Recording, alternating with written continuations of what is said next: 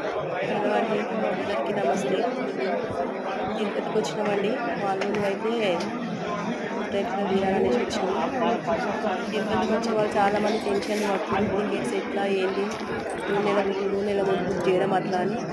అట్లా ఏం లేదండి. మనం దిగినాక మనం ఫోన్లో లొకేషన్ పెడితే తెలుస్తుంది.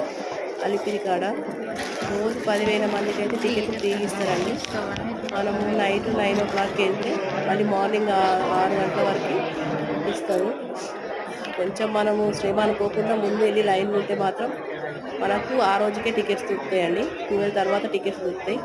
మేమైతే 1:30 అయింది అక్కడికి వెళ్ళేసరికి. మాకు మార్నింగ్ 5:30, 6కి అయితే టికెట్స్ అయితే దొరికినాయండి. కాకపోతే మేము ఫ్రైడే వెళ్ళాం కాబట్టి సాటర్డే మాకు లేదు దర్శనానికి. సండే రోజు అయితే 4 o'clockకి దర్శనం టికెట్ అయితే దొరికింది ఫ్రెండ్స్.